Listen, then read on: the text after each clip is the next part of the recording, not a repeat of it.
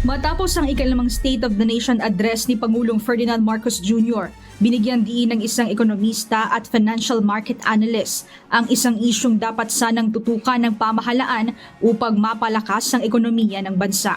Ayon kay Professor Astro del Castillo, 90% sana sa nais nilang marinig sa sona ng Pangulo ay ang mas malinaw at agarang mga solusyon sa mga hamong pang-ekonomiya na patuloy na nakakaapekto sa paglago ng bansa. Very important talaga. Noon pa namin tinatanong, ano yung resiliency plan ng government? Ano yung plan B natin? Every time na may crisis, ang dami nilang in-enumerate nung outset nung gera po. Pero maganda ba yung action plan nila? Unfortunately, again, ekonomista ko, sobrero ko, politics aside, isa tayo sa pinakamababa ang performance ng ating sariling pananalapi or ang ating peso. No? Isa tayo sa pinakamababang growth. Kaya nga po, kumbaga sa signal number 5 ang pinaka-highest, tingin po namin ang ekonomiya ay hinahampas sa signal number 4. No? Kabilang sa mga dapat aniyang pagtuunan ng pansin ang agrikultura at food security upang mapanatiling matatag ang supply ng pagkain at makatulong sa pagkontrol ng inflation.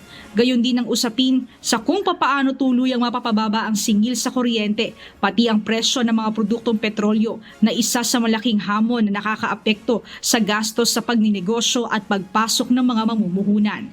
Kasama rin aniya sa mga dapat binigyang diin ang pagpapabilis ng digitalization at pagpapadali ng mga proseso sa pamahalaan upang mapabuti ang ease of doing business. Itong problema sa IPIRA, no? Matagal na rin namin na may mention yung kailangan bisitahin talaga itong so-called related rin na charges sa atin. So hindi bago to. Maganda lang na-reiterate ni Presidente yon. So we really appreciate that. No? Yung mga nakausap ko ng mga kasama kong ekonomista, mga analyst. No? However, ganong kabilis? May sense of urgency ba? Sana. Nakita naman natin ang performance ng both houses, Senate and House, sa mga priority bills, no? And hindi maganda yung batting average nila, no? Lalo na meron pa ring pinagkakaguluhan sila, no? Yung impeachment.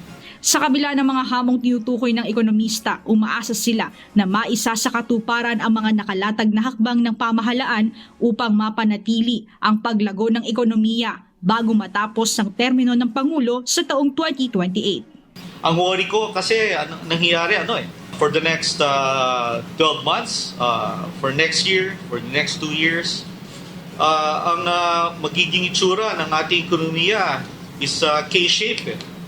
No? Letter K. No? The gap between the rich and the poor will continue to grow, no? Pag hindi umakto ng mas maayos ang ating gobyerno. No? Mia Alonso, humahataw sa Balita Ngayon.